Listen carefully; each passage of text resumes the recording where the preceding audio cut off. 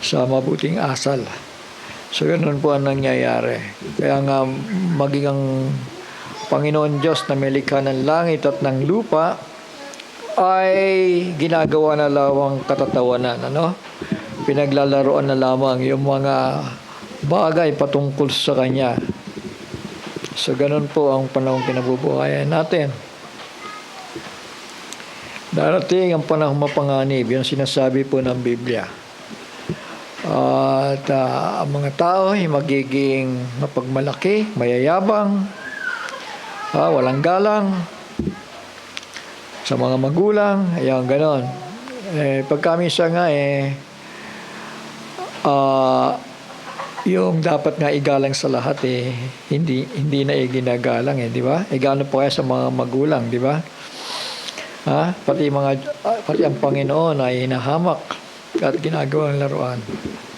So ganon ang buhay natin ngayon. Kaya hindi man tayo dumadanas ng sinasabing kapighatian sa physical, pero doon sa mind natin ay laging merong nagpapabigat po doon, ano? Kaya tumatag lamang tayo, mga anak, mga kapatid. Ang sinasabi ko lang lagi ay lahat ng bagay ay lilipas. Kung dumaranas tayo ng kapighatian, lilipas din yan. Yun ang laging isa puso natin, isa isipan natin, mga anak.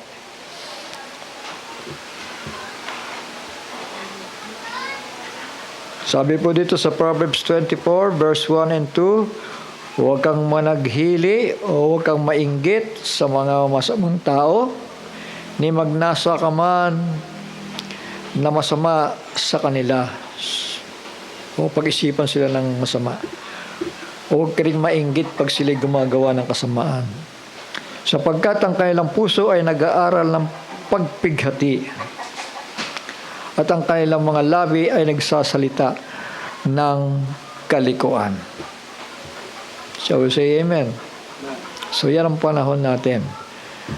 Pagka dumarating ang kapalaluan ay dumarating nga ang kahihiyan. Yung kapalaluan, yung pride of life, kapag dumating sa tao yan, ang nasusumpungan niya ay ang kahihiyan. Ngunit ang nasa mababa ang karunungan. Ayan. Manatili tayong magpakumbaba. Shall we say amen? Manatili tayong magpakumbaba. Sige po, bago ako magtuloy-tuloy ay manalangin tayo. Ama namin, banal at makapangyarihan sa lahat, muli kami nagpapasalamat sa mabuting panahon na ipinagkaloob mo sa amin. Habang ang iba'y dumadanas ng kapighatian sa panahon ito, sapagkat ikaw ang Diyos na nagpapaalala at nagsasaway lalo sa kanila na hindi kumikilala at pilit itinatanggi ang katuwiran, Panginoon. Kaya narito kami, Amang Banal, at patuloy namin pinanghahawakan ang iyong mga salita at mga aral, ang iyong mga turo. Naway turuan mo kami, patuloy maging banal at patuloy na magpakumbaba sa mga salita ng buhay, Panginoon. At naway ingatan mo kami sa mga oras nito. Sa pangalan ni Yahushua HaMashiach, ang banal ni Israel, ito po yung aming samot dalangin. Maraming salamat po, Panginoon. Hallelujah.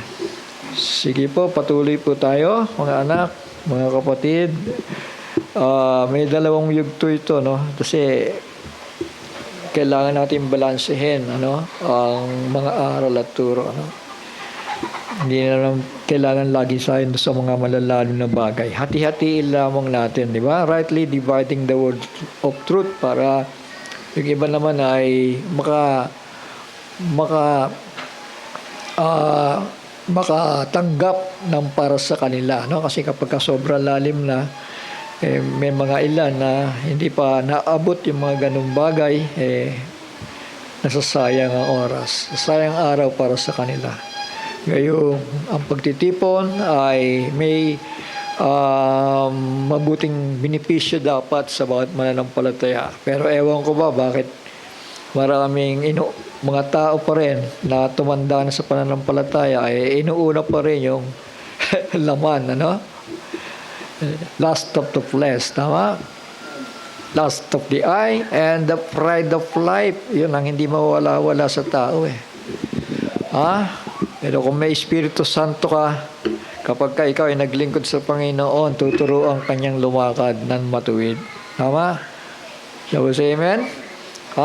Tuturo sa iyo kung anong dapat mong ugaliin sa loob ng iglesia kapag ka ikaw ay tumanggap sa Panginoon bilang tagapagligtas at maging bahagi ng kanyang katawan. Shall we say amen? Hindi naman pwede ang ulo ay mabuti pagkatapos ang katawan ay may diferensya. Hindi naman pwedeng ganon. Tama? Kung mabuti ang ulo, natural, tuturuan ng katawan ng mabuti rin. Sige po, 2 Timothy chapter 3, verse 1. So wala ko pong basahin. Lalo po at alamin mo ito, sulat po ni Pablo ito, sa Ebanghelista, nasa Timothy. Lalo po at alamin mo ito, na sa mga huling araw, ay darating ang mga panahong mapanganib. Huling araw, ito po yung panahong kinabubuhayan natin. Sangayon po ba tayo? Nabubuhay tayo sa huling panahon. Kaya hindi na tayo kailangang mag-aksayo pa ng mga bagay na hindi mapapakinabangan. Tama? Habang may pagkakataon na ibinibigay ang Panginoon sa buhay natin para paglingkuran natin siya, alamin ang kanyang kalooban. Alam niyo, ang naglilinis ng mga kasalanan ay ang salita salita ng Diyos. Na kapag ito ay inaccept mo sa buhay mo at pinamuhay mo at sinampalatayanan mo, yan ang maglilinis ng maruming budhi at magbibigay ng pananampalataya. Shall we say amen? Tandaan natin, hindi sa gawang mabuti tayo nangaligtas, kundi sa pananampalataya kay Kristo Jesus. Tama? Ngayon, kung mali ang turo, kung mali ang aral, sa palagay mo ba, maglilid sa iyo ito sa tamang pananampalataya? Hindi. Sumagot kayo. Gising ba kayo? Tulog. Nag-uusap tayo. Shall we say amen? May oras ng pagtulog, mga anak. Mamaya pagkatapos nito, pwede kayong matulog. At meron lang akong announcement pala, Kasi may kaibigan tayong pastor dito, si Leo nga. Humihingi lang ng pabor kung pwede natin siya matulungan. Wala naman kayong gagastusin, makikinig lang kayo sa kanyang isi-share na pwede nating mapakinabangan kung kayo interesado.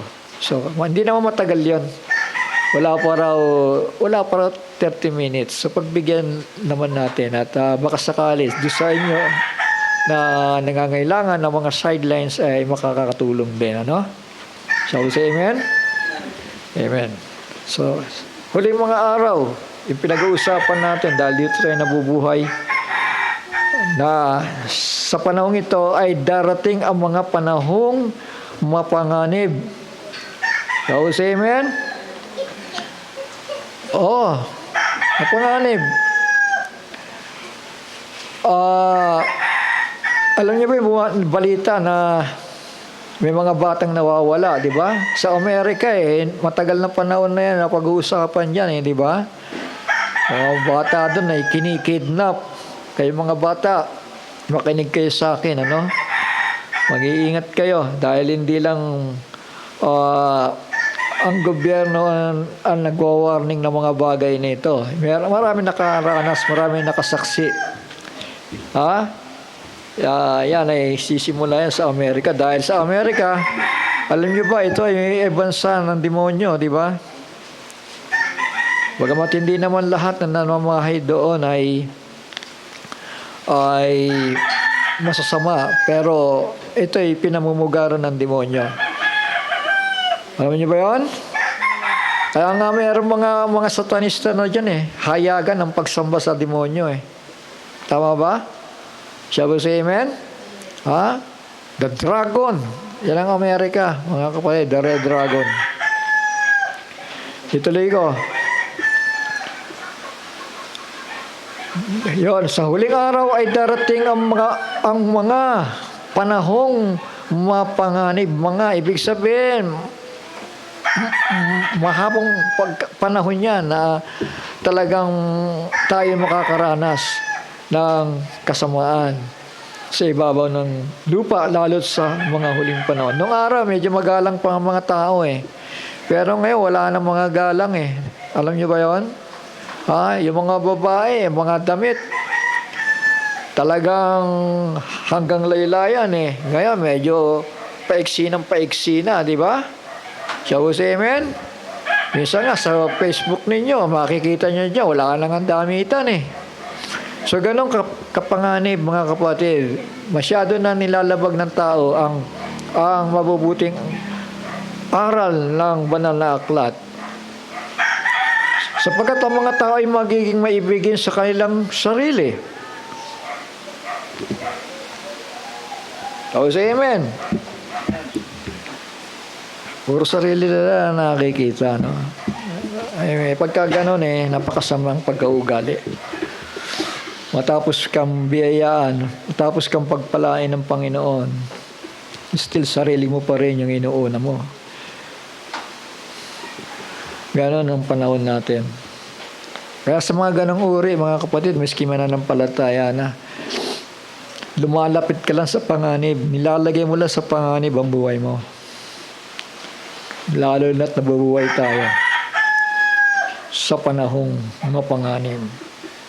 Sapagkat ang mga tao ay magiging maibigin sa kanilang sarili, maibigin sa salapi, mayayabang, mga mapagmalaki, mga mapagtungayaw. Alam niyo yung mapagtungayaw? Blasphemer. Mga panirang puri sa kapwa, mga mapanirang puri sa mga magulang, at ganoon din sa kanilang manlilikha, mga kapatid. Wala nang pinipili ang mga tao ngayon. Sabi sa amen, na ginagawa na lang katatawanan maging ang Panginoon Diyos na dapat sambahin at papurihan at kilalanin sa kanilang mga buhay. Wala mga takot eh. Shall we say amen? Mahirap yung walang takot. Mahalaga, mauna ang takot sa isang tao, sa Panginoon. Tama? The fear of the Lord is the beginning of wisdom. Dahil kapag ang tao ay walang takot sa Panginoon, sigurado ko sa tao na yan, wala rin niyang kaingat-ingat sa buhay niya. Naintindihan niyo ibig sabihin? Bahala na, basta ito parang salita rin ng Diyos to eh. Kain lang, ipangaral lang, kahit walang katiyakan, para kasing totoo eh. Pagka ganyan, wala kang tiyak, manahimik ka na lang. Dahil pag sinabing pananampalataya, may katiyakan ka sa ginagawa mo. Yun ang totoong pananampalataya. Shall we say amen? Mayroon kang papasok dito eh. Sabi ko, magsalita ka na kahit isang salita lamang na nagmumula sa puso mo't isipan mo at turuan mo ako. Mas matutuwa ako kaysa basa ka ng basa na isang kasulatan na walang katiyakan at walang kalakip na pangako. So mahirap yon. Pandaraya po yun, mga anak. Mag-ingat po kayo sa panahong kinabubuhayan natin. Dahil hindi lamang sa pisikal kumikilos ang kaaway, mga anak, mga kapatid, kundi maging sa espiritual na mga bagay. At paano niya kayo ipapahamak? Ililihis ang inyong mga kaisipan, ililihis ang inyong pananampalataya, ililihis ang inyong pagkakilala sa Panginoon na dapat nating kilalanin upang mabuhay po tayo magpakailan-kailanman. Alam niyo ba kung anong meron doon? Pag nailihis ka, di ba? Naintindihan ba natin? Natural. Wala kang kamalay-malay. Naiisipin mo, meron 3 Diyos, merong 7 Diyos, merong Diyos na kung sino-sino, may Diyos na tao, hindi yan magdadala sa pananampalataya dahil kailangan tating sumampalataya para maligtas tayo eh. Tama ba? The just shall live by faith alone. Faith lamang. Yung dapat nating ma-acquire sa buhay po natin. Faith in God. Faith in God. E paano kung nakalihis ang kaisipan mo? Paano ka magkakaroon ng totoong pananampalataya? Dahil ikaw na rin ang naglalagay ng kahatulan sa sarili mo. Kapag ang isang bagay na malabo at pilit mong ininawa at sinampalatayanan base sa sarili mong kaalaman. Kung wala ka talagang naiintindihan, dumalahin ka sa Diyos, pagsisi ka, humingi ka ng awa para mabuksan ka sa mga hiwaga ng kanyang mga salita. Dahil ang salita ng Diyos, mga anak, talagang mas marami dyan yung hiwaga na kailangan maunawaan ng tao. Dahil yung mga hiwaga na yan, na kapag yan ay nabuksan, yan ay para kang may tangan na susi ng langit. Na yung susi na yan ay kayang magbukas ng bawat hiwaga ng Diyos sapagkat nangungusap ang Diyos sa iyong puso. Pero kung ang tao'y yung nag-uugaling mayabang, nag-uugaling mataas, nag-uugaling piling maraming nalalaman pero sa katotohanan ay bulag, sinasabi mo na mayaman ka, sinasabi mo na ikaw ay hindi nangangailangan pero hindi mo alam na ikaw bulag, aba, maralita, hubad. You see? Kaya mahirap yung nagpapakapantas eh. Tama? Sabi sa amen? Hindi ba yan ang inaalok ng dyablo? Sa sandaling kayo kumain ito, magiging marunong kayo na tulad ng isang Diyos. Ayan, yung pastor mo na yan, turuan mo yan, magiging marunong ka. Sige. Mas marunong ka pa sa kanya. Ayan ang inaalok ng dyablo eh. Tama? Sabi sa amen? Ang dyablo ay punong-puno ng kapalaluan. Huwag tayong tumulad sa ganung pag-uugali, mga anak. Kundi panatilihin ang pagpapakumbaba. So, say amen? Kaya na mga tao ngayon feeling magaling But in reality, puro pandaraya. Ano yan? Pride of life. Kasi gusto lang mo ipaalam na, ay, ako may alam din. Ako'y marunong din. Nag-aaral din ako ng Biblia. May bago nga kaming Biblia ngayon. You see? Mga anak, kapag ang bagong kasulatan sumalungat sa katotohanan, huwag mo yung paniniwalaan. Sa dyablo yan. Ingatan niyo yung buhay niyo. Nag-iisa lang yan. Sabi dito, mayayabang, mga mapagmalaki, mapagtungayaw or blasphemer, masuwayin sa mga magulang. Saan ka nakakita magulang, tuturuan mo? Sige nga. Mga walang turing, walang kabanalan, walang katutubong pag-ibig sa katotohanan, mga walang paglubag, mga palabintangin, mga walang pagpipigil sa sarili, mga mabangis, hindi mga maibigin sa mabuti. Mga lilo, mga matitigas ang ulo, mga palalo, mga maibigin sa kalayawan kaysa maibigin sa Diyos. Ayun. Paano matutupad ang pangarap mo? Nagsisimula ka palang humakbang. Yung mga katangian na dapat Sana'y nilakaran mo para maging magatagumpay ka. Na may anyo ng kabanalan. So, say amen? Abe, may anyo rin pala eh. Parang totoo rin eh, di ba? Magalang, kunyari. But in reality, ililigaw ang kaluluwa nyo. Mabuti na lang yung bantay maagap eh. Dahil hindi natin pahihintulutin yung mga ganyang uri na mga espiritu, mga palalo, mayayabang.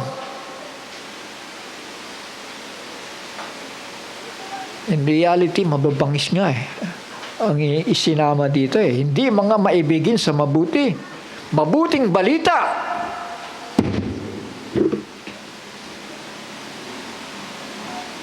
Alam niyo ibig sabihin ng mabuting balita?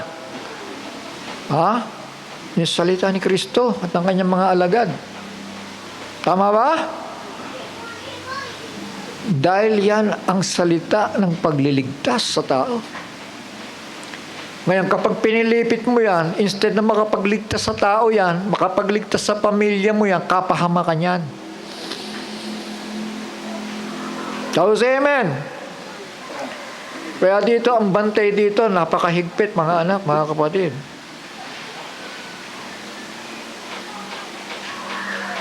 Hindi sa nagmamayabang tayo. Kahit sinong nagsasabi dyan na may malalalim at matataas na kapahayagan sa Biblia. Pinapapunta ko naman kayo dito eh.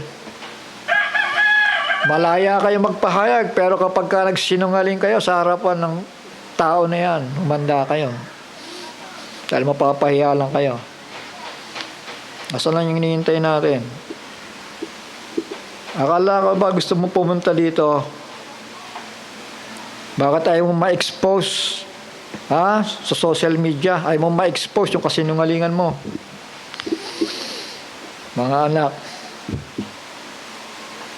hindi natutuwa sa kasinungalingan, kundi napupuot sa kalikuan. So yan ang Espiritu ng Panginoon. Shall we say amen?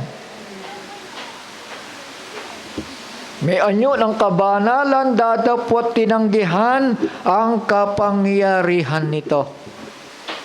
You see? Ay, wala na kaming healing. Wala na kaming miracle.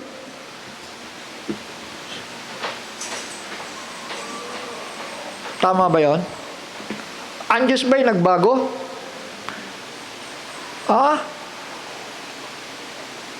Jesus Christ is the same yesterday, today, and forever. Shall we say amen? Abay, wala na palang ganon. Ibig sabihin, walang kapangyarihan ng Diyos sa buhay ng mga mangangaral na yan. Walang kapangyarihan. Ano lang meron? May anyo ng kabanalan, dadapwat tinanggihan ang kapangyarihan nito. Ano ang gagawin mo? Lumayo ka rin naman sa mga ito. So, say amen. Sapagkat sa mga ito, ang mga nanggagapang sa mga bahay at binibihag ang babaeng haling na lipos ng kasalanan. Hinihila ng mga iba't ibang pita. So yun ang nagiging outcome, mga kapatid, na kapag ang tao ay nalihis sa pananampalataya, nauuwi sa mga gawa ng laman, na laging nagsisipag-aral, may bit-bit nga niya yung Bibliang ganyan, sa kili-kili, lagi nakabit-bit yan eh. Kaganyan, lagi nag-aaral. Parito yan. Kung saan makarating. Napakasipag yan, mga anak. Laging nagsisipang pag-aral at kailanman ay hindi nakarating sa pagkaalam ng katotohanan. Shall we say amen? Ibig sabihin, hindi natuto eh. Ha? Hindi nakarating eh. Sa pagkaalam eh. Ng katotohanan. So ano, imbis na ipamuhay at magpakumbaba mga kapatid, ang nagiging resulta kapag gano'n ang mga attitude ng mga tao na yan. Kung paano si Jannes at si Jambres ay nagsilaban kay Moises, ay gayon din naman ang mga ito'y nagsisilaban sa katotohanan. So, say amen. Hindi, mas marunong ako dyan. May alam ako dyan. Ito ang totoo. Hindi yan. Saan mo nakuha yung Bible mo? Inimprenta ng Diyos to eh. Ang Diyos nagpunta sa imprenta. Walang author eh. Sabi sa amen? The Bible becomes a new Bible. Ganyan ang end time eh. Diba? Kaya tayo, hindi tayo mga panatiko. Base tayo sa written word of God. The laws given by Moses. Tama? Given to Moses, sabi doon. Grace and truth came by Jesus Christ. Kompleto na eh. Tama? Shall we say amen? Kung meron man unwritten dyan, walang iba. Ulitin ko lang. The voice of the seven thunders. Tama? But that is instructional message. Tama? Hindi perfection. Instructional.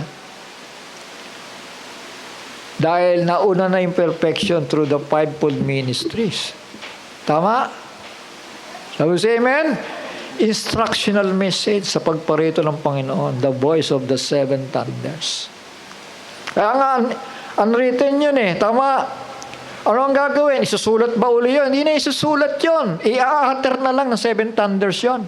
Dahil time is no longer. Hindi na magtatagal ang panahon. Sabi ng isang anghel. Tama? Nalangako doon sa taas. Hindi na magtatagal, Panginoon. Sino si Jannes? Sino si Jambres? Nagsilaban. Sino si Moises? Lingkod ng Diyos. Ay gayon din naman ang mga ito'y nagsisilaban sa katotohanan, mga taong masasama ang pag-iisip, mga itinakwil tungkol sa pananampalataya. Mga anak, hindi ko umot ganito magsalita si Pablo. Iisipin natin, napakabigat naman magsalita. Kasi hindi naman sa akin to, tama ba? Binabasa ko lang to, sulat ni Pablo kay Timothy, tama ba? So, hindi galing sa akin to. Tama? Pero huwag niyong iisipin na si Pablo, kapag ganito magsalita, masyadong garapal. Tama? Kundi nagsasalita lang siya ng katotohanan. Shall we say amen? Nagsasalita siya na mapapakinabangan ng tao. Isipin mo, ang tao mapupunta sa impyerno. Sasabihin mo, Uy, dito. Ganun ba? Hindi pwede yung ganon. Kailangan may damdamin. Tama? Shall we say amen? Hindi yung, huwag dyan. Dito ko lang na sa amin. Ligtas kami. Isa ka makakita ng ganon. Mga kapatid, ang tao'y pipili ng kanyang kaligtasan. Ang tao'y hindi tatalian na dihilain. Naintindihan natin? Kusa kang kikilos para paglingkuran ng Panginoon mo dahil nandoon sa puso't isipan mo meron kang takot eh. Tama? Shall we say amen? Merong takot, may bumubulong sa'yo. May nagre-remind sa'yo. merong nagbabagbag sa damdamin mo na kapag ka ikaw ay nakakaramdam na napakabigat na ng buhay mo, ibig sabihin lang yan, kailangan mo ang Panginoon. Kailangan mo ang Diyos sa buhay mo. Humingi ka ng habag sa Kanya. Magpakumbaba ka sa Kanya para matulungan ka niya. Tama po ba? Ha? Kasi kadalasan, yung mga katangian na yan, mapagmalaki, mapagtungayaw, masuwayin sa mga magulang, mga walang turing, walang kabanalan, walang katutubong pag-iibig, mga walang paglup. Napakabigat di ba? Shall we say amen?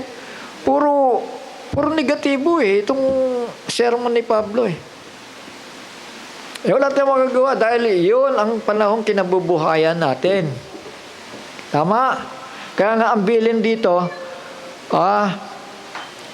magsilayo ka naman na may anyo ng kabanalan. May anyo pala ng kabanalan Pero ano sabi ni Pablo? Dadapot tinanggihan ng kapangyarihan nito, lumayo ka rin naman sa mga ito. Shall we say amen? Pwede ka palang lumayo. Tama, hindi mahal ko yan. Yayakapin ko rin niya. Sama ko dyan. Mga kapatid, ang utos ni Pablo, ang anghel man, ang mangaral ng iba sa mga naituro na namin ay matakwil. So, ganun kahigpit Tama. Ganun kabigat, ganun kahigpit ang gospel, mga anak. Hindi basta ito yung papakita ka, anak ko, ang bait ko, kailangan amu-amuhin ko to. Ano yan? May anyo ng kabanalan. Kailangan magpakitang mabuti ako sa kanya. Hindi ganon. Pakita mo yung natural mo. Kung ano yung binubulong sa'yo ng Espiritu Santo. Sabi ko sa amen. Mahirap yun. Deceiving yan May anyo ng kabanalan. Dadapot tinanggihan ng kapangyarihan. Saan ka nakakita simbahan walang himala? Sige nga! Tama may simbahan na walang himala? Buhay ang Diyos Tama ba? Sangayon ba kayo buhay ang Diyos natin? Pag walang himala, patay pala ang Diyos ninyo. Tama ba? Patay pala yung Diyos na pinaglilingkuran nyo. Dasal kami ng dasal dyan Wala naman nangyayari. Kailangan natin ang tunay na Diyos. Buhay siya. Nilikha niya ang langit at ang lupa. Lahat ng mga bagay. At siya ay makapangyarihan sa lahat. Denying the power, sabi po dito, tinanggihan ang kapangyarihan nito, lumayo ka rin naman sa mga ito. Meron nga, tumanda ng pastor Hanggang ngayon, namumuliti ka pa rin Kaya yung mga anak niya, hindi niya na mapasunod. Hindi naman niniwala sa kanya Bible study kami. Mga anak, daan-daan lang. Liga dito, puka dito. Hindi na, mamaya may ginagawa pa ako. Yung asawa, hindi, may ginagawa pa ako. Ayan. Mga kapatid, huwag niyong hintayin niya sa buhay niyo. Kapag ka ang asin, wala nang panlasa, wala nang lasa, wala nang mapapakinabangan niya, kundi yurakan. Tama po? Shall we say amen? Yuyurakan na lamang ng tao yun. Kaya kahit anong sabi mo, anak, Bible study tayo. Asawa ko, Bible study tayo. Wala na Priority mo, politika. Miski kapitbahay mo, ayaw na rin sa'yo. Kaibigan mo, ayaw na rin sa'yo. So, hindi ganon.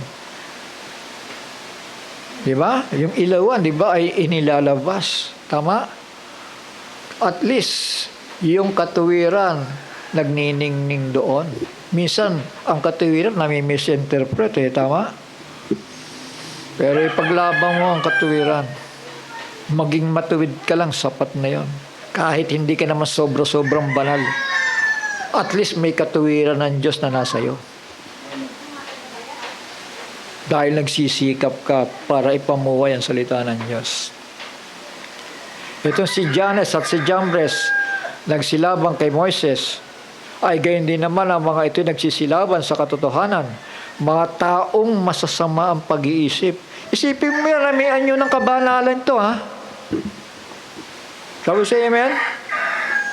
Hindi yan yung sanggano, labas-pasok sa bunti. Hindi, may anyo nga ng kabanalan eh. Pero lumaban kay Moises, kay Jambres, mga kapatid. Si Moises na pinili ng Diyos. Si Moises na lingkod ng Diyos. Mga anak, malalakas ang loob naman ito. Mga taong walang alam eh. Kung minsan pa yung walang alam, yung walang malalakas ang loob eh, di ba? Pero yung mga may alam, sila yung nagpipigil sa kanilang mga sarili. Tama? Ayokong pakailan mo yan. Pabayaan ko na lang muna kasi andyan naman si principal, di ba? Sister Ruth. Andyan naman si may supervisor ba sa eskwela? Wala naman ata, principal lang. Ayun. Sila na bahala dyan. Sila nakakaalam yan eh. Ako wala naman, bago-bago lang ako dito. Wala ako kamalay-malay dyan. Nakakaloko-loko. Nagkakaloko-loko ang isang samahan. Nangyayari yan. Misi sa amin. Maglagay ka ba naman ng manager na walang alam? Nagkaloko-loko na, di ba? Yung pala, taga-bantay lang pala, taga-sumbong lang. Sira na. Nami-misinterpret ang trabaho. Tama ba? So, ganon. Ito si Jannes, si Jambres. Walang alam sa calling ni Moises ito. Gayon din naman may nagsisilaban sa katotohanan. Mga taong masasama ang pag-iisip, mga itinakwil tungkol sa pananampalataya. Mabigat ito. Di ba aling matakwil ka basta ikaw ay nanindigan sa katotohanan eh. Tama. Alam niyo ako, maraming beses ako na itakwil eh. Pero nagpapasalamat ako dahil nagpapakita sa akin ng panaginip ang Panginoon. Dahil ako'y palipat-lipat ng simbahan dahil ang hinahanap ko ay katotohanan. Dahil kapag ka naglaban-laban na yung Biblia, ay hindi ito. Gusto nyo pa akong talian, ayoko na nga dyan. Dahil may natagpuan ako mas maliwanag. At hindi lang basta maliwanag, kundi makatotohanan. Dapat ganun tayo manindigan, hindi yung basta sinama ka sa simbahan, sakama ka naman ng ganon. Napayuhan ka, o nga, tama ang sinabi ah. Tama sa akin eh. Bahagi lang yun ng katotohanan. Kailangan umalam ka pa, magsaliksi ka pa. Alamin mo ang kalooban ng Panginoon sa buhay mo. Lalo na't nabubuhay tayo. Hindi lamang sa panahon ng reform na hinahanapan ng pananampalataya ang tao, kundi ang hinahanap ngayon ng Panginoon ay ang kasakdalan. Perfection ang hinahanap ng Panginoon. Dahil kung ano siya, ang Panginoon, ay kailangan maging ganun din naman tayo. Shall we say amen? Sino yung sasalubungin natin? Banal at sakdal. Di ba? So sabi niya, maging ganun din naman kayo, na tulad niya. Purihin ang Panginoon. Kaya nga maraming mga birhen maiiwan eh. Hindi sapat yung birhen ng isang tao. Kailangan wise. Virgin. Ibig sabihin, may revelasyon. Sanctified by the word. Shall we say amen? Sanctified. Nilinis ng kanyang mga salita. May genuine na pananampalataya.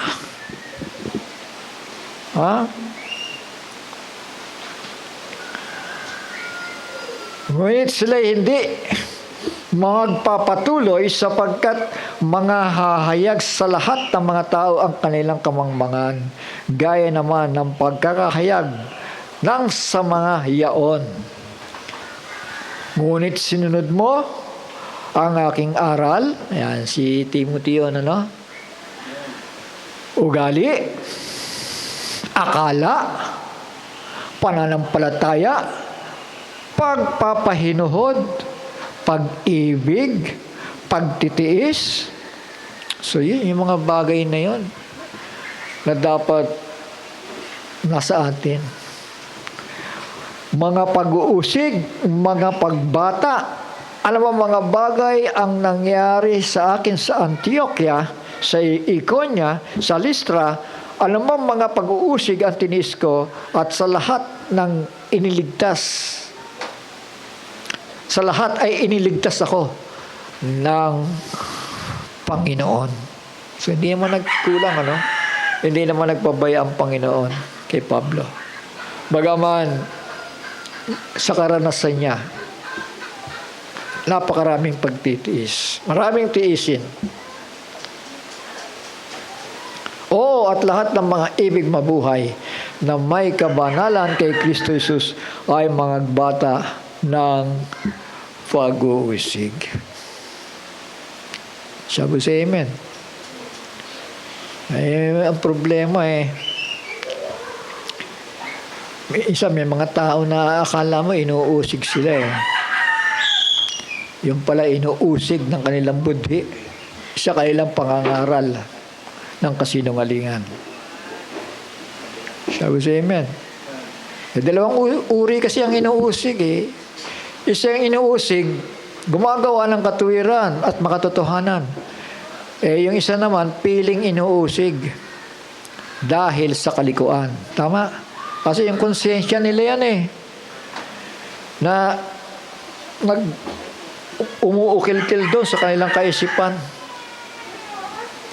dahil sa kanilang mga maling mga gawa. Lahat ng ibig mabuhay na may kabanalan kay Kristo Jesus ay mga bata ng pag-uusig. Alam niyo, kay Pablo, yung mga bagay na ito, pag-uusig, parang yung salita na yan, baliwala na kay Pablo yan. Dahil ang mindset niya, kailangan kong magtiis. Tama ba? Hindi niya na inaari, pag-uusig to. Teka muna. Problema to. Hindi ganon.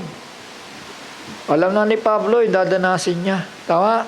At kailangan niya mapagtagumpayan. Sino man magtagumpay ay uupong kasama ko sa aking luklukan na kagaya ko rin naman na nagtagumpay.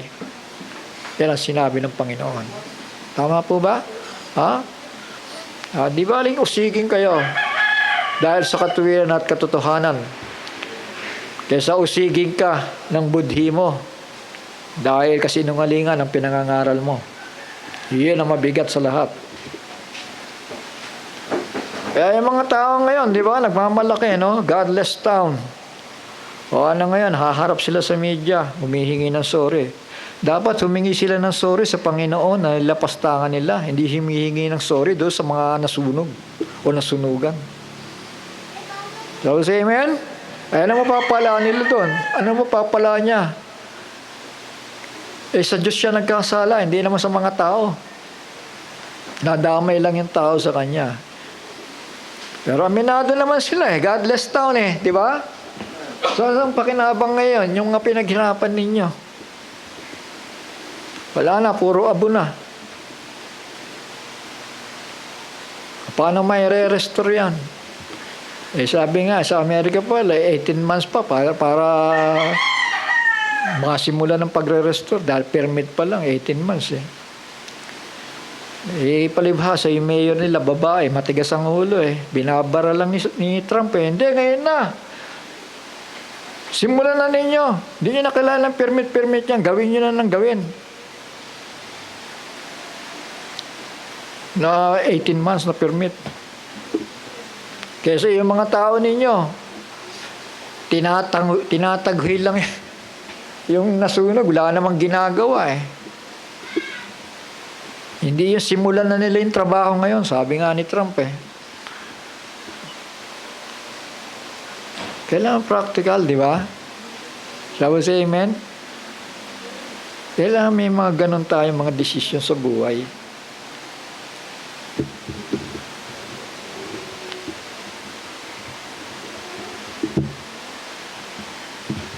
Lalo po at masasamang tao Ito. At mga magdaraya ay lalong sasama ng sasama. Palala pala ang panahon kinabubuhayan natin. Palala pala ng palala.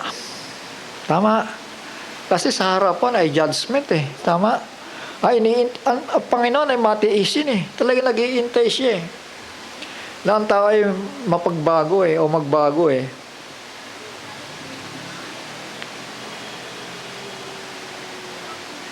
Sasama ng sasama na mga dadaya at sila rin ang mga dadaya. Babalik lang sa kanila yung kanilang mga ginagawa. Sabi sa amen. Sa lahat ng bagay, kailangan honest tayo. Tama ba? Kasi pag may mga bagay kang tinatago, hidden agenda yan, ibig sabihin nagsisinungaling ka na yan. Yung pala nagtatago ka ng isang bagay, nagsisinungaling ka na. Yun ang katotohanan doon. Dapat ang manatili sa mga bagay na iyong pinag-aralan at sa pinagkaroonan mo ng katunayan, yamang nalalaman mo kung kanino mo nangatutunan. So yon, tinuturuan niya si Timothy na kilalanin mo yung mga ginamit sa iyo. Tama? Meron nga magtatanong kunyari yung pala ang purpose para debatihin ka Mamaya ikaw na tinuturuan, sige magsalita ka. Kikinig ako. Di ba? Kamukat-mukat mo, unang araw, dalawang araw, naniniwala naman kami sa inyo. Yan. Pangatlong araw, dala lang yung kanilang sariling Biblia, yung mga napag-usapan namin ng una at pangalawang araw, wala na, contradiction na. Sabi sa amen. Hindi gano'n ang Biblia. Ano, ang Diyos sa akala nyo, papalit-palit ang isip? Amen. Kung mali. Hindi pa bibilangin ng ilang araw. Isang araw, dalawang araw. Tama, sangayon kami sa inyo. Pastor, sangayon kami. Ito na, may dala ng bagong Biblia Sinalungat na lahat ang kasulatan Ewan ko ba? Ang tao'y talagang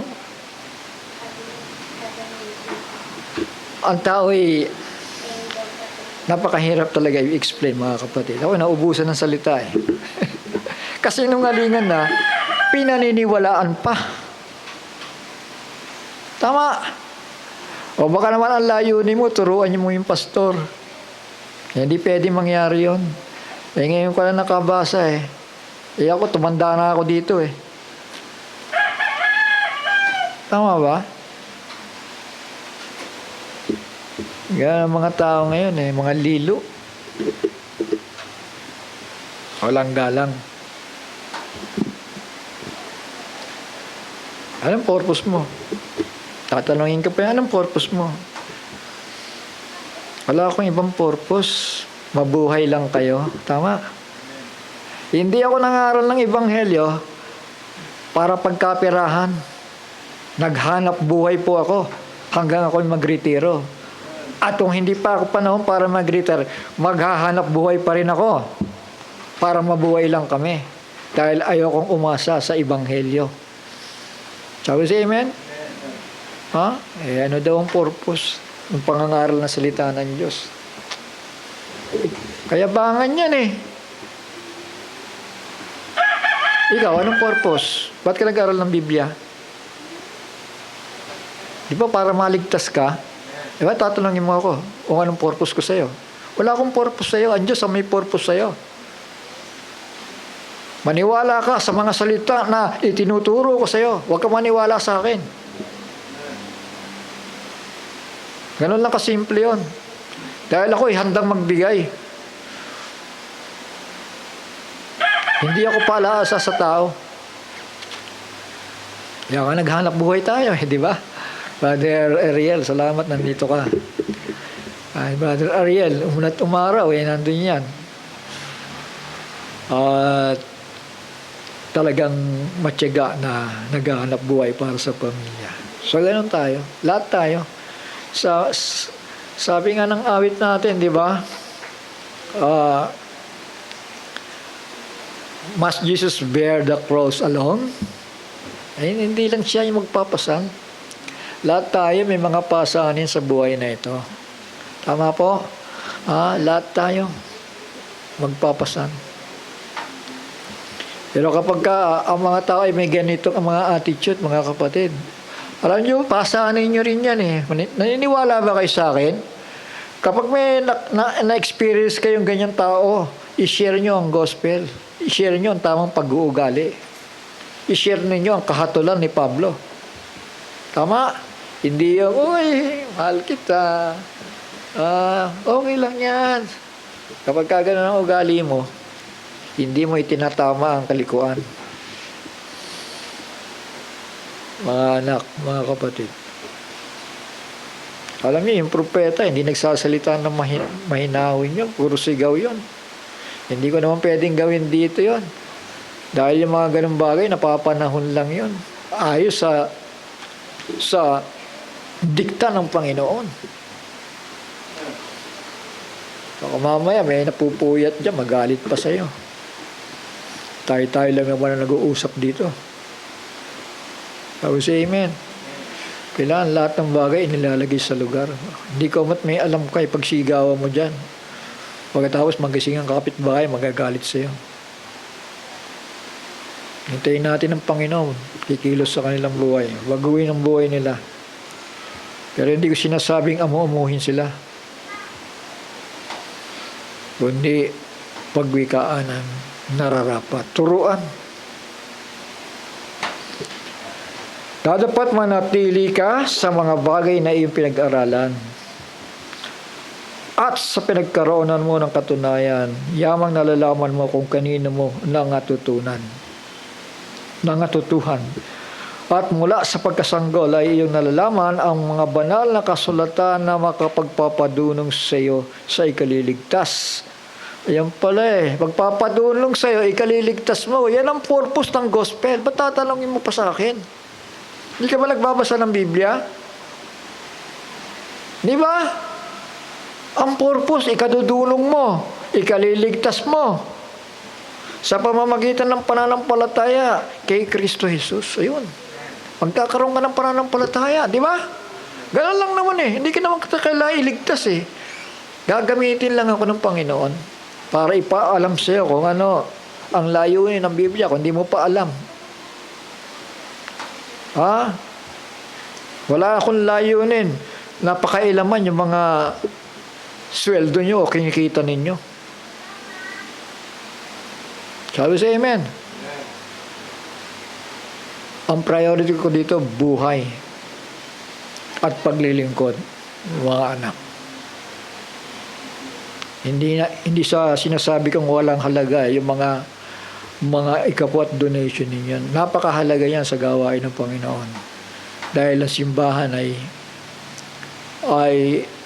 ginogobyernohan ng Panginoon. Na kailangan sumunod tayo sa gobyerno ng Diyos. Di ba? At yun ay magagamit. Hindi pang sarili, kundi magagamit ng mga mananampalataya. Mga malos sa buhay. Di ba? Mga instrumento na yan. Kaya dumadami instrumento natin. Mga silya, lahat yan. Mga pangangailangan sa simbahan. Hindi pangangailangan ng mga ngaral. Minsan mga ngaral yumaman na nga na yumaman, bili ng kotse, bili ng magagandang bahay, patayo ng mga simbahan, bili ng maraming instrumento. Mga kapwa niya manggagawa, nakalimutan na niya. Hindi niya naisip na pera na ng Diyos yan. Tapos magpapalit-palit ka ng gamit. Tama? Hindi dahilan yan. Kung sobrang gamit mo, pamigay mo sa mga gawain na nangangailangan. Ganon yun. Sabi sa amen? Dahil hubad tayo na isinilang sa mundong ito. Hubad din tayo aalis. Lahat ng mga material na yan, iiwan natin yan, mga anak. Pansamantal lang. Para mabuhay tayo ng masabi po nating disente. Yan lang. Yan ang buhay. Kaya yung mga, miski ako, pati yung sweldo ko, inihahanda ko na rin eh. Kung may sobra-sobra ko, inihahanda ko na rin talaga sa mga, kung anong pwede pa natin magawa. Ganun lang yun. Tingnan niyo yung pagkayaman-yaman ng Los Angeles. Napakinabangan ba nila yung mga pinagagastos nila doon? Dahil isang puot lang ng Panginoon yan eh. Di ba? Yung pinaghirapan ninyo ng 60 years, 50 years, wala na yan eh. 100 years, mga minana pa ninyo, wala na yan. Dahil sa pagpapawalang halaga ninyo sa nagpala ng lahat sa inyo. Hindi na nga kayo nagtiwala, nilait pa ninyo siya. Abay, pagkasama-sama na ng mga tao. Mga tao na yan, nanganak. Hindi naman lahat sila, ganon. Dahil meron namang mabubuti doon. Tama? Mga tumutulong sa kapwa.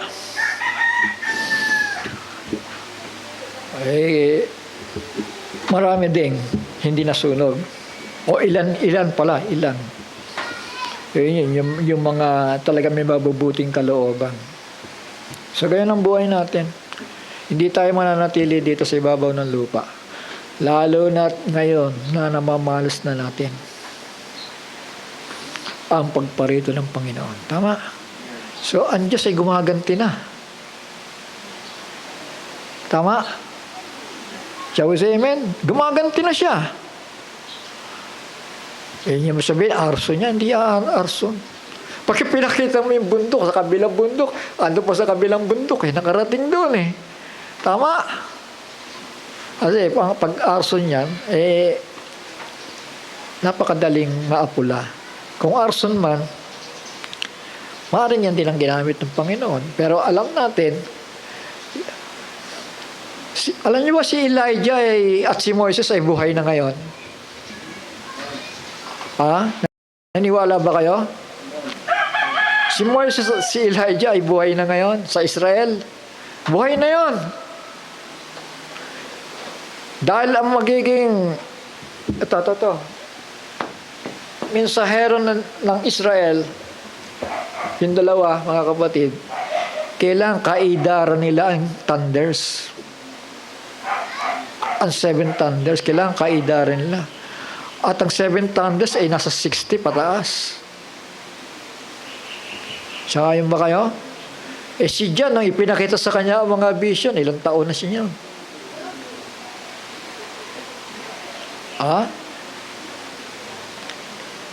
Hindi bata. Kundi sapat makapagturo. At kwalipikado ang gagamitin ng Panginoon. Siya pipili. So yan. Ako naniniwala, yung 2 propeta na yan, nananalangin na eh. Nagdarasal na. Tignan nyo, Moises and Elijah, sino ba yung nagpababa ng apoy? Elijah, di ba? Tignan nyo yung nangyayari niyan. Brush fires. Kahit saan dako, sa Hong Kong, saan man, Los Angeles, malala. I believe na nananalangin na yung mga tao na yan. Nasa sikreto pa lamang silang dako. Shall we say amen? Yung mga ilog o dagat nagkakulay dugo. Hindi nga nila alam kung paano nagkaganon di ba? Kasi yung mga signs na yan nagwabadya. Nabuhay na yung 2 propeta na yan. Shall we say amen? Buhay na po yun. Kaidaran niya ni Juan. Sino si Juan? Yung messenger. Lead messenger. Dito po sa Gentile. Hindi nila matanggap Father Johnson Hindi nila matanggap. Buksan lang ninyo puso at isipan ninyo. Walang pogi na gagamitin. Yung inakala ninyo hindi ka tanggap-tanggap, yun ang gagamitin.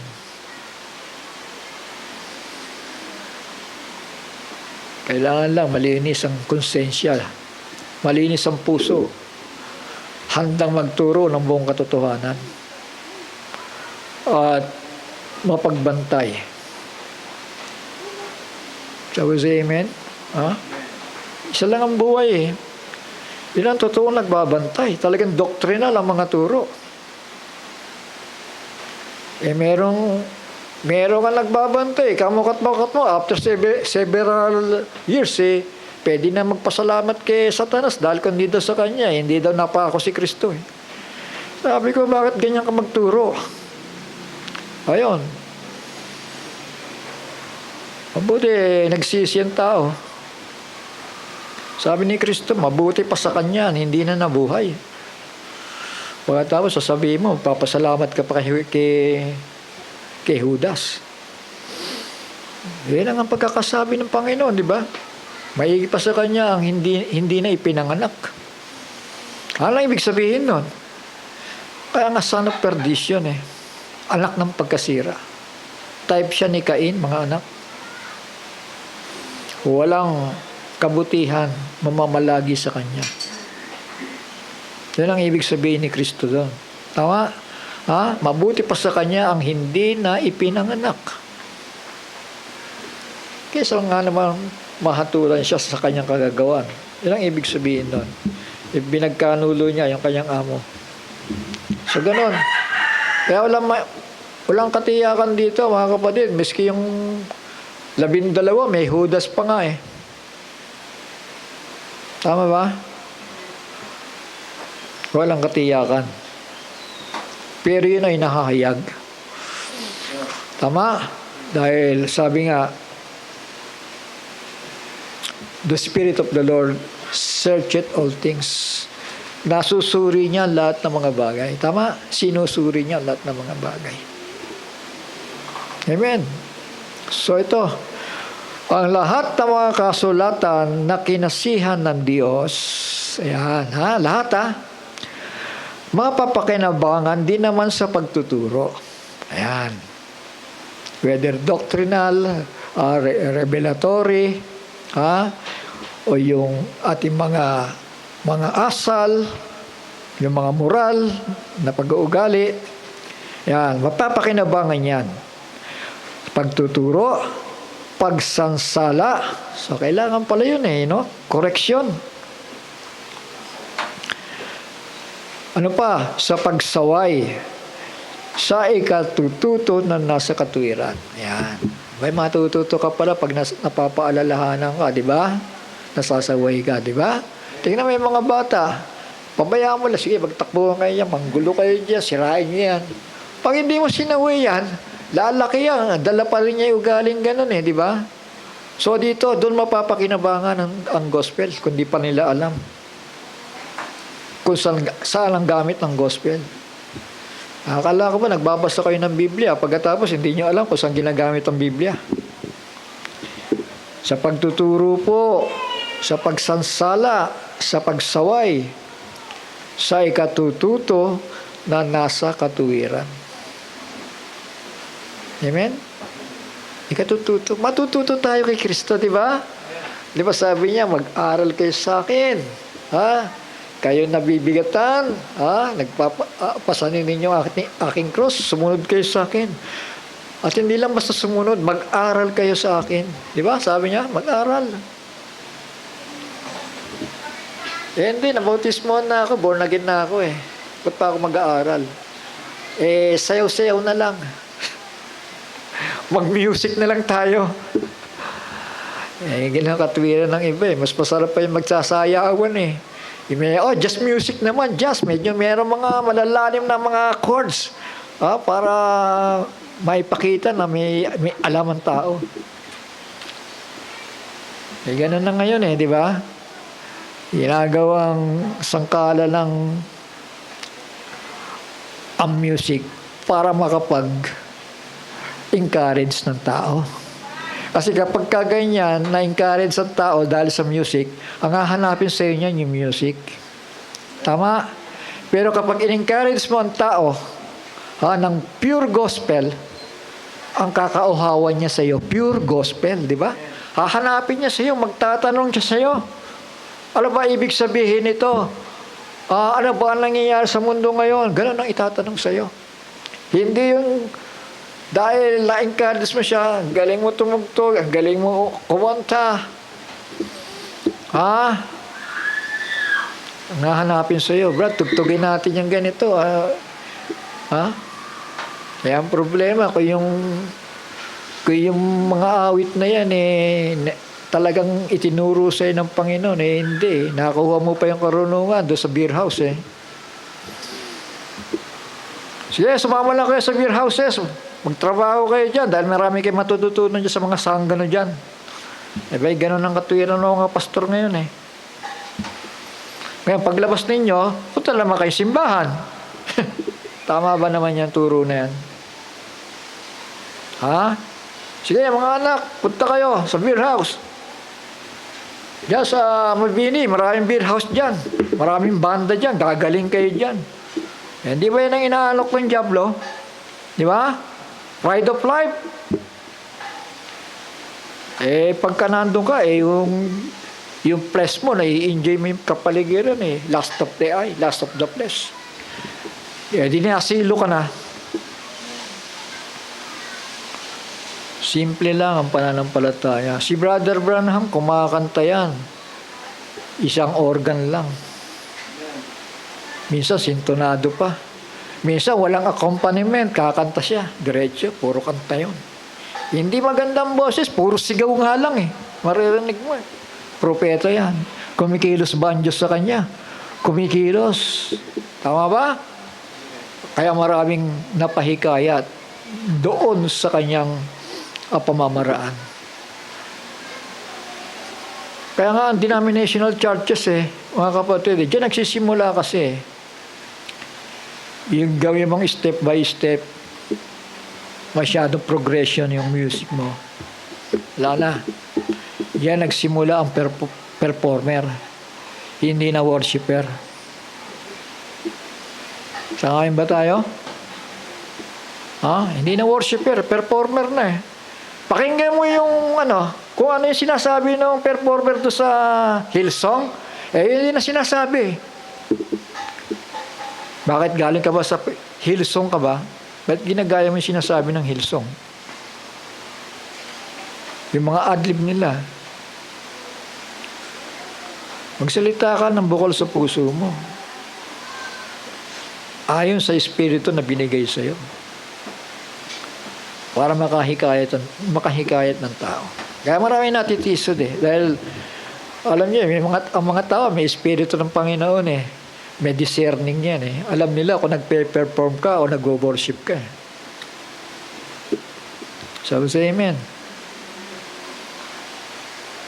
Ang lahat ng kasulatan na kinasihan ng Diyos ay mapapakinabangan din naman sa pagtuturo, pagsansala, pagsaway sa ikatututo na nasa katwiran upang ang tao ng Diyos ay maging sakdal, tinuro ang lubos sa lahat ng mga gawang mabuti.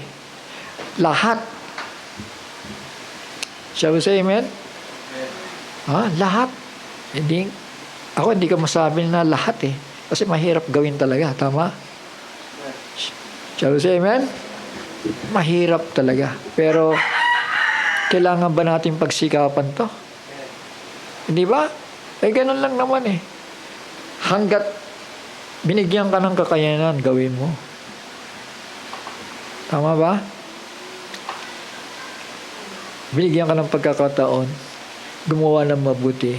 Huwag, sabi nga, di ba? Huwag mong sayangin. Pag binigyan ka ng pagkakataon na makagawa ka ng mabuti. Dahil sabi nga ni Pablo, dahil ikaw din, ang makikinabang ng mga bagay na yan. Dahil ang paggawa ng mabuti, hindi naman natutulog ka, gumagawa ka ng mabuti. Yung paggawa ng mabuti, dumarating lang sa buhay ng tao yon. Naintindihan ba natin? Dumarating yon.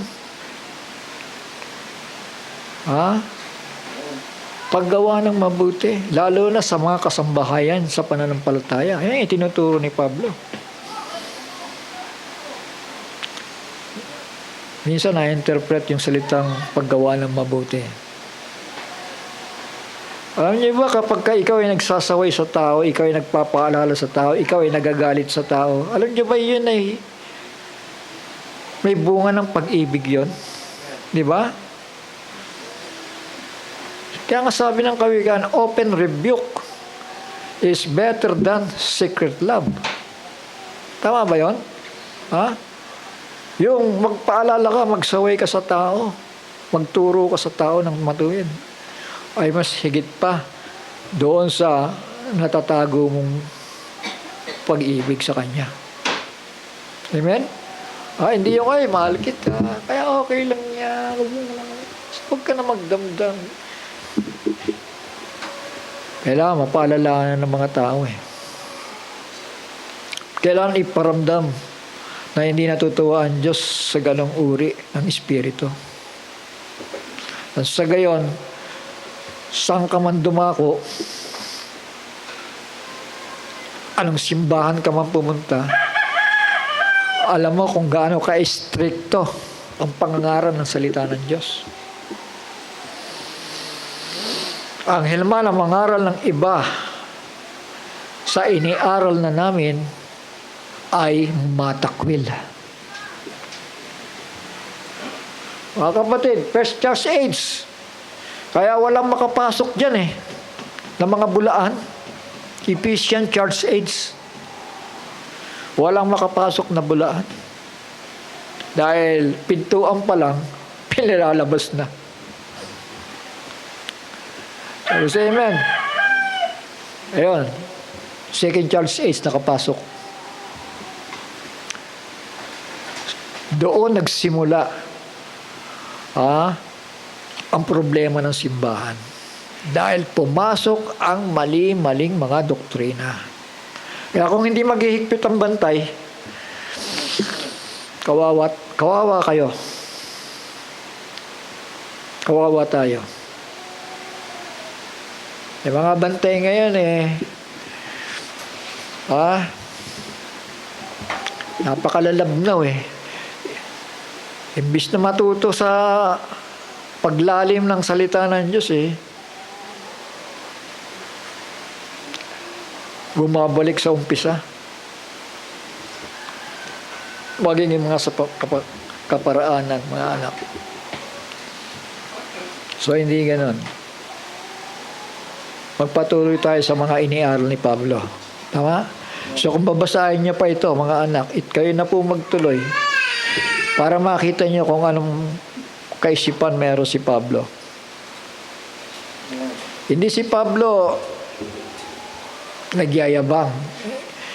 Hindi si Pablo, sabihin natin, masyadong mabalasik. Hindi ganun Meron siyang ginagawang paghihigpit. Shall we say amen? Kaya nga siyang pinili ng Panginoon na sisidlan di ba?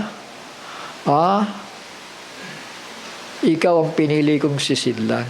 Sabi niya doon kay sino ba yung sinugo para sa patungan siya ng kamay na tumatanggi. Pumarong ka sa kanya dahil siya pinili kong sisidlan. See?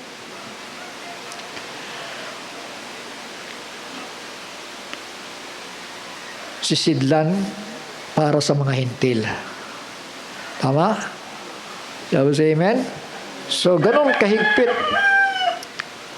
Ganon kahigpit si Pablo. Kaya lang, nung namatay na siya,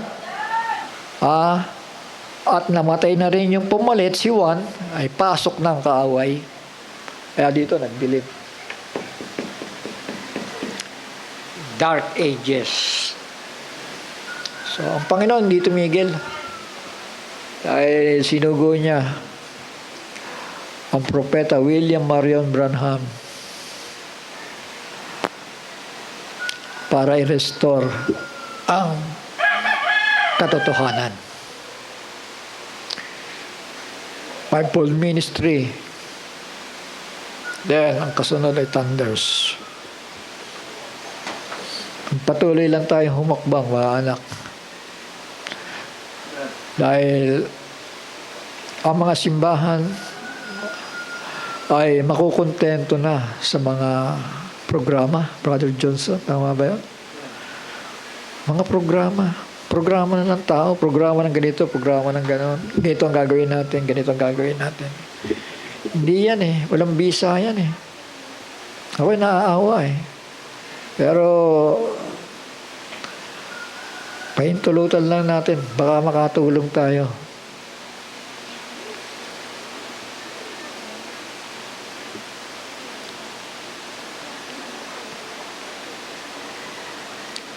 Kailangan natin mabuhay ng matuwid. Kung kailangan sinabi ng Panginoon, maghanap buhay ka muna, maghanap buhay mo na.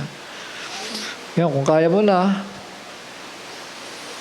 at wala ka ng hilig magtrabaho, mag-aral ka na lang. Siguraduhin mo lang na may nakakain ka. meron nga dito eh. Tumatayo dito yun.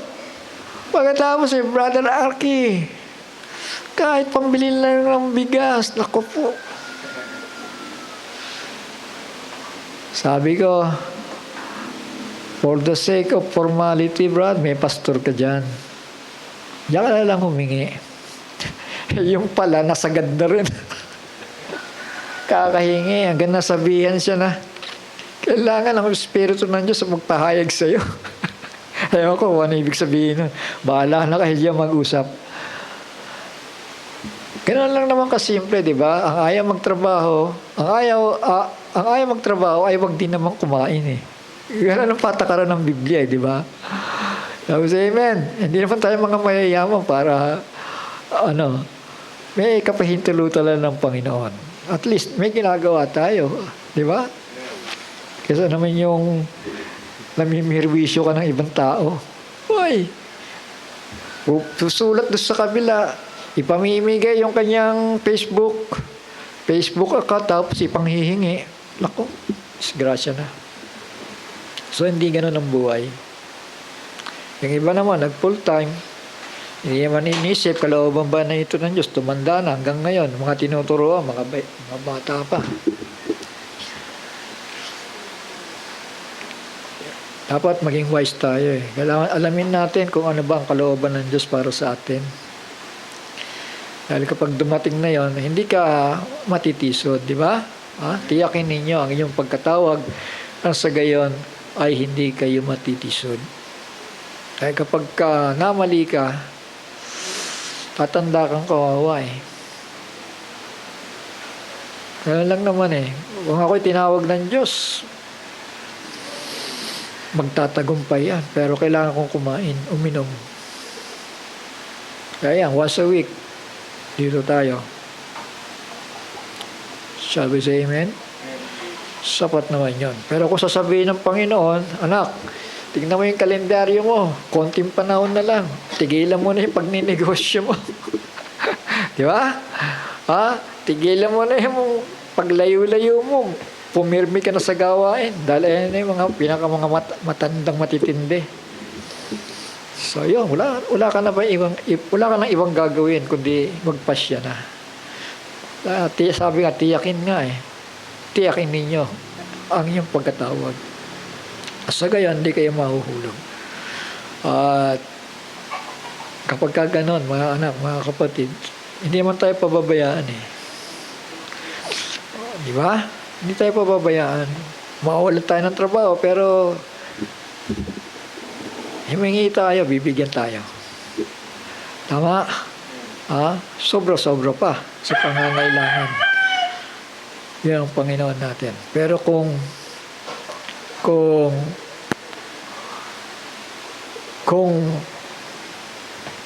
babaliwalain natin yung ganitong uri ng pagtitipon, magkakasala tayo. Kaya makakaranas tayo ng minsan sa buhay eh. Minsan may mga tinatawag na mga salto. Di ba? Pagkalugi, di ba?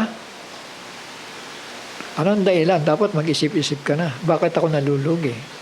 Di ba? Anong dahilan? nagkakasakit. Nagkakasakit. Dapat mag-isip-isip tayo. So, nasa sa inyo yung pagpapasya. Mayroon kayong Espiritu ng Diyos, mga anak. Kaya ang paglilingkod natin, wala itong sapilitan. May Espiritu kayo ng Panginoon. Siya magdidikta sa inyo ng mga bagay na dapat yung gawin sa buhay ninyo. As long na yan ay matuwid, tatanggapin ng Panginoon yan. Shall we say amen? So sige po mga anak, at naramdaman ko na hindi ko na muna itutuloy pa dahil sobra-sobra na yung nasabi ko. I believe na ito'y kapakinabangan na sa bawat isa sa atin.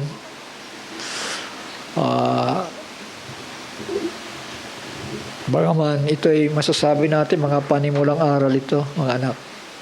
Pero yung panimulang aral na yan, ang laki ng benepisyo nito kapag lumakad tayo sa buhay na ito, di ba? Dahil yung mga revelation, yung mga malalalim, mahalaga yun magbibigay ng katatagan sa atin yung mga doktrina na yun. Pero ito ay matututo tayo lumakad sa buhay na ito na may pagpapahalaga sa ating mga asal, ating mga pag-uugali. Sabi sa amen?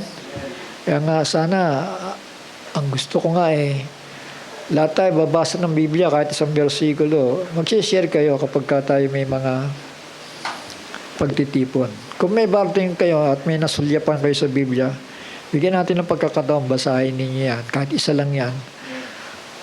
Na ibig sabihin, may nais ipahiwatig ang Diyos sa puso mo. Kaya lahat tayo makikinabang.